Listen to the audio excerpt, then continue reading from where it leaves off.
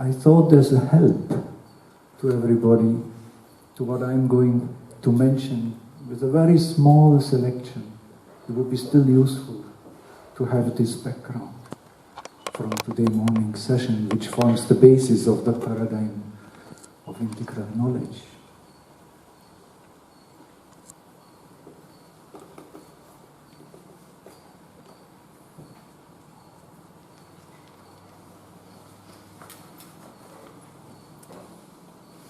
When yesterday in our meeting with some friends, I mentioned perhaps today I'm going to talk something about the fire and the thought, the word, the speech, from this big selection of 1,000 hymns from the Rig Veda.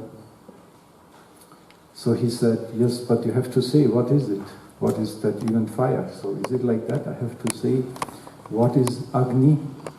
And maybe as a very first introduction, I asked Tong to read here, to be a true Orwellian, the very first article. It could give us just a little hint. Tong, would you kindly do? Yes, I will shout.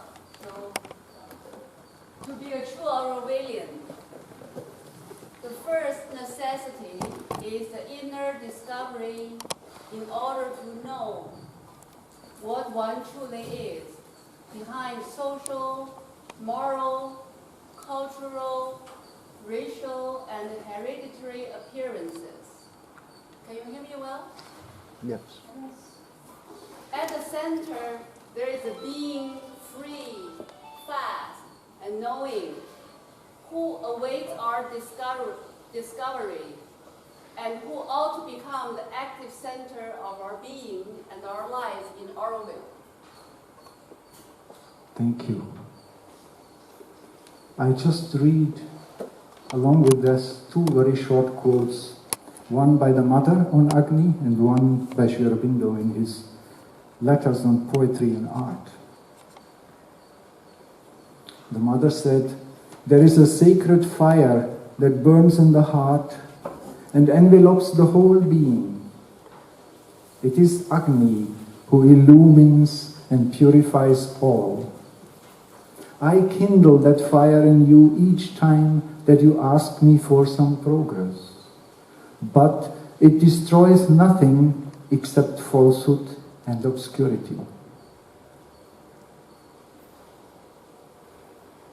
And then from Sri Aurobindo,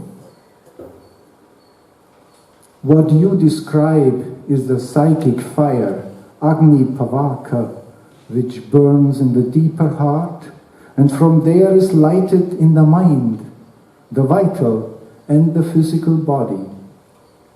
In the mind, Agni creates a light of intuitive perception and discrimination, which sees at once what is the true vision or idea and the wrong vision or idea, the true feeling and the wrong feeling, the true movement and the wrong movement.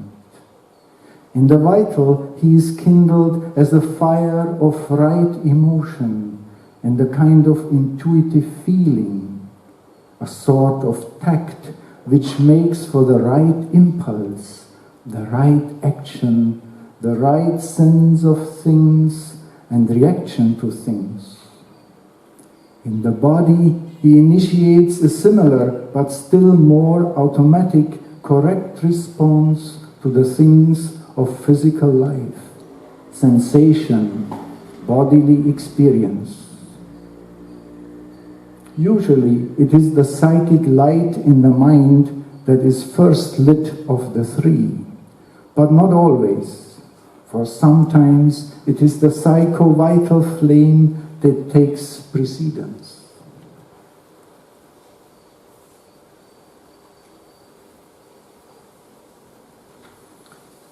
So this just as a background, because I can only make an humble attempt to show also this approach. How do we reach integrality in our life at all? And my feeling was this little of integrality which maybe I have reached or understood, from where does it come? So my sense was actually, is it not coming from something inside me, which hungers for it, which pushes me, so to say, not to be satisfied, to search for meaning and humanity and this bigger context, which I feel all of this, yes, relates. Especially also when we come, maybe Vladimir goes more into detail tomorrow about psychology, sociology, and so on.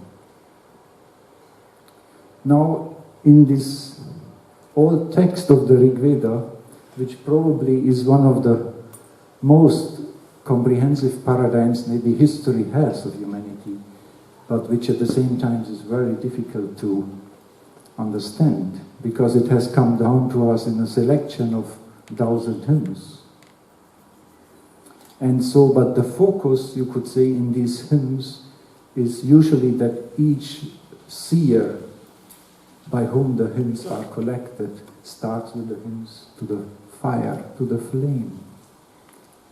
And so in that sense, I thought I want to also start with this today. And when you listen by chance, I'm happy because I have Sri Aurobindo's translations here in Hymns to the Mystic Fire, who was himself this seer poet, so he had his own power of expression. But you will notice when you look at this chart, the word, so even the word is related to the god Agni in this Vedantic paradigm.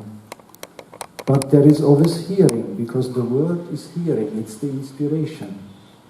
And there is seeing. So there are two goddesses in the Veda who are truth revelation and truth audition. And then there will be, of course, always the thought which, so to say, holds the revelation. And there will be definitely also feeling and embodiment. First of all, the body has to have a certain balance, maybe to be able to receive, and the life force needs a certain passivity or receptivity or purification. So it's not so obvious, but if with this help, actually, we would even we understand even these hymns of the ancient seers more clearly. And there is in the center the circle. So we talked today about the faculties of consciousness, but also about the verities, the psychic qualities. So, and in that sense, I would say this fire, this flame, in a sense, is really both. He is called the messenger to the gods, and he is the messenger between the mortals and the immortals. So he makes this connection also.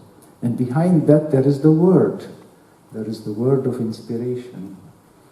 There is the word through which we can contact this higher consciousness or intuition, which might help us also to integrate and understand in this function of this higher consciousness. So that would be in a way also represented in the center. So there is the self, which we heard so much today, but of course in the Veda there is also the mother. So there is the father, there is the mother, and there is also the child.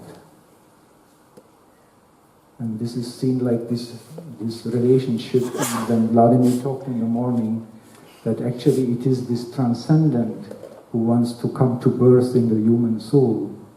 So I feel the hymns of the Rig Veda reflect all that, all the time, especially with the fire, because we could also say this fire, he is at the same time the transcendent, the universal, and the individual spark, or he is the kind of superintending divinity of that soul. So with that, I would like just recite from the Rig Veda a few verses, and also read Sri Aurobindo's translation to give some feeling, some sense, some hearing of this.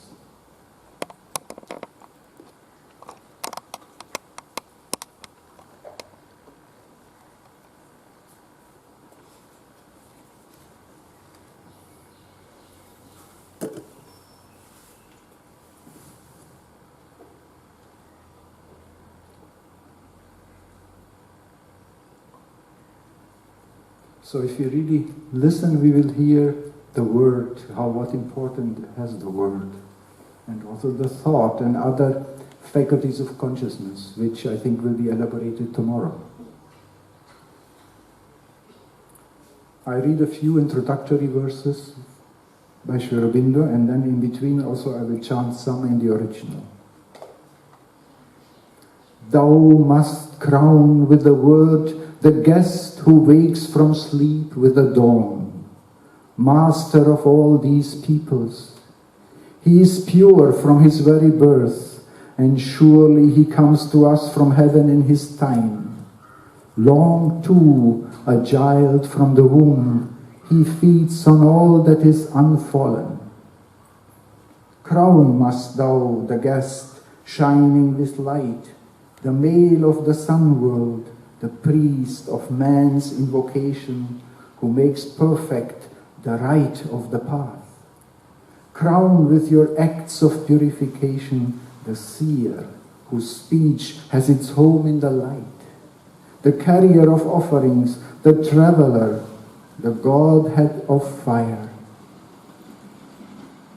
He shines with the light that makes pure, the light that awakens to knowledge, shines in beauty on the earth as if with the splendor of dawn.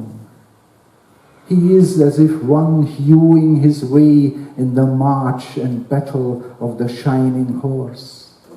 He is like one athirst and luminously blazing, the ageless fire. Agnim vach samida duvasyata priyam vo aditim grimishani upavo girbir amrutam vivasata devo deveshu vanate hibariyam devo deveshu vanate hino duvach. Fire, and again fire set to work with your fuel. Chant with your speech the dear, the beloved guest. Approach and set the immortal alight with your words. A God he enjoys in the gods our desirable things. A God he enjoys our works in the gods. Samida magnim, samida gira grune, shujim pavakam, puro atvari dhruvam. Vipram hotaram, puruvaram adruham, kavim sunair imahe jata vedasam. I chant the fire that is kindled with the word for fuel, the fire that is pure and makes pure, fire that is steadfast forever and marches in front in the right of the path. We desire with his felicities the illumined, the priest of the call, the harmless, rich with many blessings, the seer who knows all births that are. O fire, they have set thee here, the messenger, the immortal in generation after generation, the carrier of offerings, protector of man, and the Godhead of his prayer. Gods alike and mortals sit with obeisance before the all-pervading master of the peoples, the ever-wakeful fire. O fire, according to the laws of thy works, thou pervadest either race, the mortal and the immortals. Thou art the messenger of the gods and rangest both the worlds. Since we have accepted thy thinking and the right understanding that is thine, be to us our triple armor of defense and benignant helper. Tam supratikam sudrisham suanjam avidvanso vidushtaram sapema sayakshad vishva vayunani vidvan prahavyam agnir amrute shuvochat. May we who know not come into touch with this great knower, with his true front and just walk and perfect vision. May He who knows all manifested things do sacrifice for us. May fire voice our offering in the world of the immortals. O heroic fire, thou guardest and bringest safe to the other side the man who has reached to the thought for thee, the seer, and achieved the intensity of the sacrifice or its ascending movement. Thou fillest him with might and riches.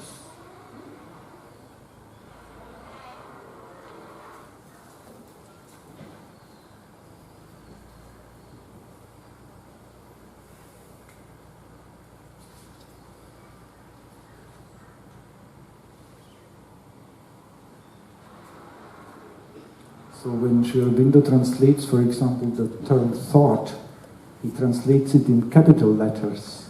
That if there are different thoughts, like what we heard today, there is manas, the sense mind, but there are also greater faculties. And it's interesting, in some other hymn, it even says literally about the fire. He was made by the thought, capital letter, one supreme. The daughter of the understanding set him in us, the child born from the creatures and their father. If we change the syntax a little bit, we could also translate, by the thought, the supremely desirable one has been created. The daughter of Daksha, which would mean here the supramental judgment, has established the father as the child of all becomings. So this is this universal vision that even the Divine Mother, the woman, is also in another plane. She is already the daughter because she has stepped one step away from the transcendent. And as this universal mother, she gives birth to this transcendent as the child in the mortal. And then he goes on in the next verse, Nitva tate vareniyam dakshas yela sahaskrita agni suditim ujidam. The word of revelation, born from the understanding, Daksha, sets thee within one supreme. O thou forcefully created, O fire, the perfect thinker and the aspirant. Fire, the swift in motion, who crosses through the waters, him the illumined seers, desiring to conquer in the union with the truth, set ablaze by the plenitudes.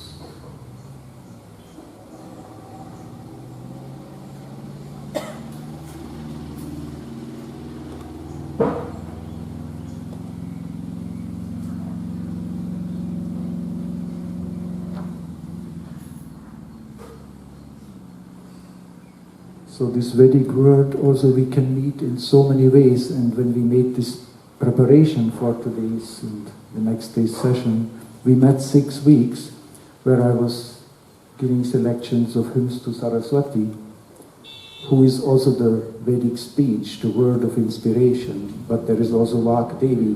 But today I thought I will just show it also in relation to this thought, because they are not really separate. And it's interesting to see how the Vedic rishis sometimes speak. So I take all this, it's a pity out of context because it would be too complex to bring all the imagery. But just listen to this.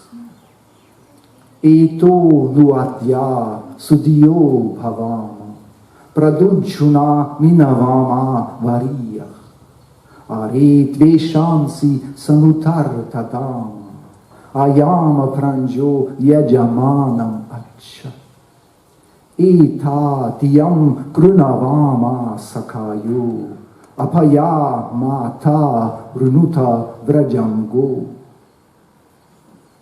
tiyam vo apsu tadishe suarsham yayataran dashamaso navakva ayatya siyama devagopa Aya tiya tuturyama ti anna.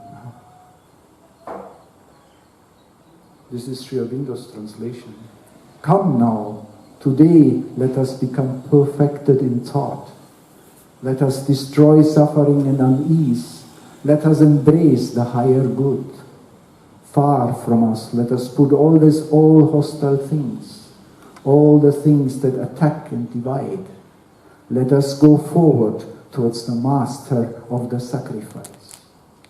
Come, let us create the thoughts of friends, the seven-headed thought, which is the mother, and removes the screaming pen of the imprisoned light. I hold for you in the seven rivers the thought that wins possession of the sun world, by which the seers of the 9 rays passed through 10 months. By this thought may we have the gods for protectors. By this thought may we pass through beyond all evil.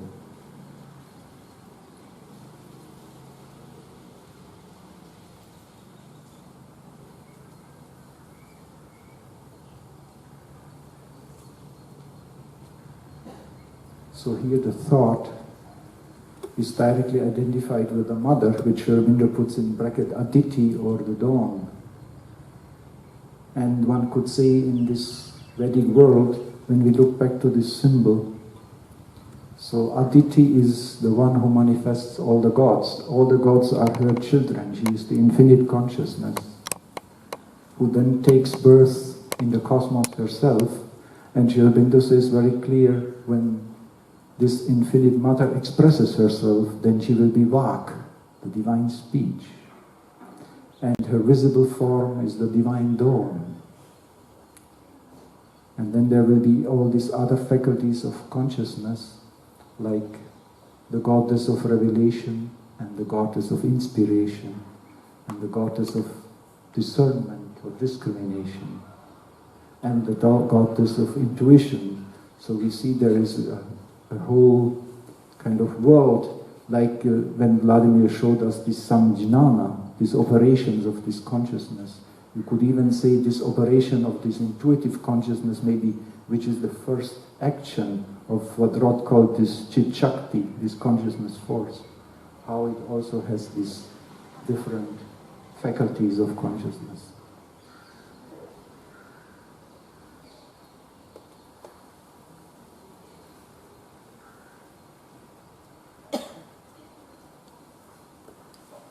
I just give 2 more verses. I think we can then give time for discussions, not to get too tight.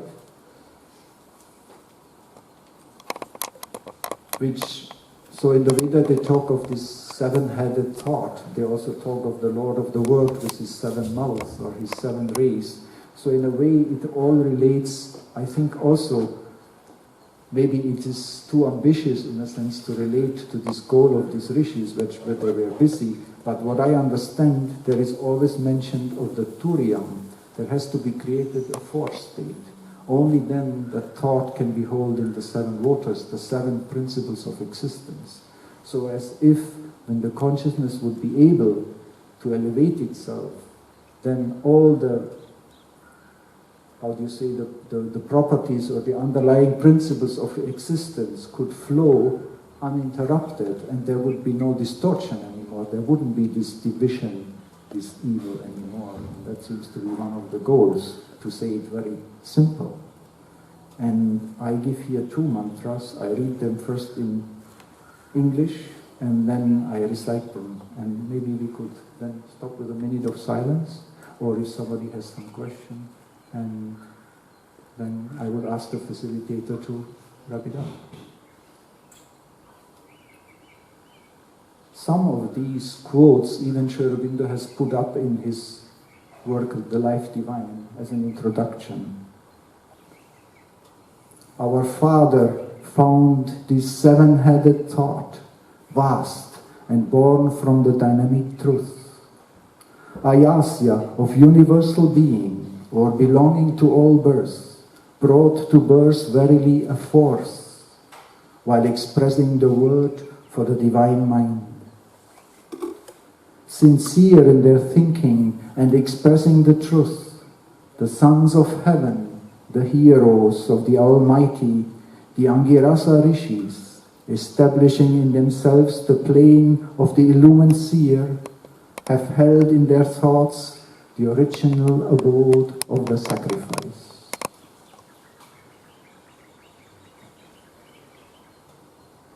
So there's a little quote here from the Life Divines. The sons of heaven, the heroes of the omnipotent, thinking the straight thought, giving voice to the truth, founded the plane of illumination and conceived the first abode of the sacrifice. Imam diyam saptashirshnim pitana rita prajatam brihatim avindat turiyam svid janayat vishvajanyo ayasya uktam indraya shamsam rutam shamsanta rijudi dhyana divas pudrasu asurasya virah Vipram padam angiraso dadana yajnasya dhama pratamam mananta.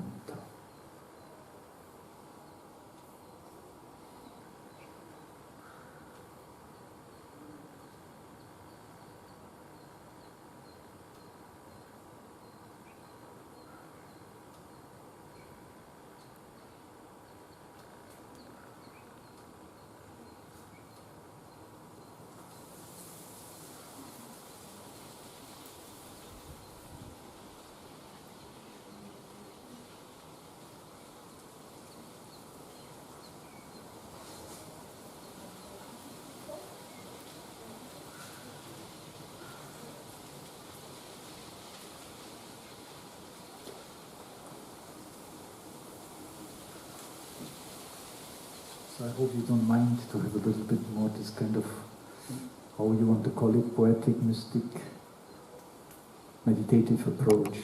So let's have now a nice sharing, what you all felt during the day, and I give it to you.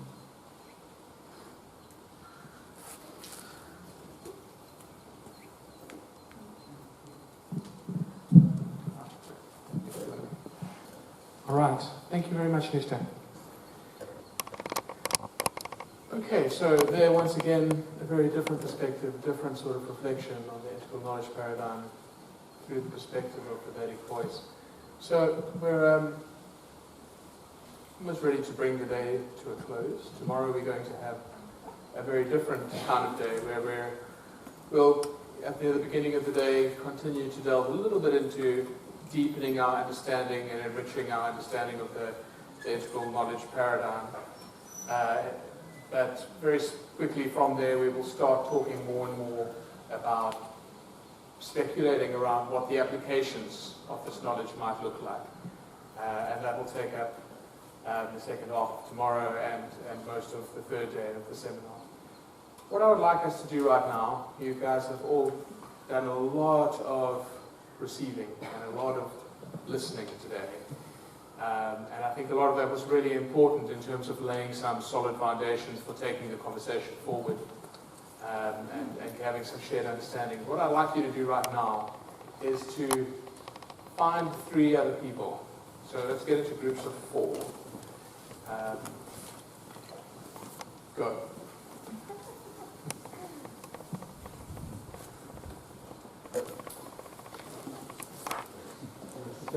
I know it's scary. Bob's talking to people you might not know. That's all going to be fine.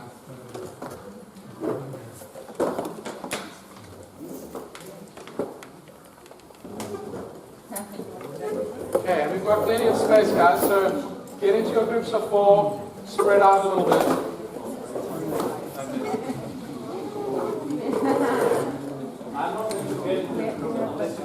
What the torture is you're putting through. You know, once you overcome the initial resistance, it's really not that bad to talk to other people.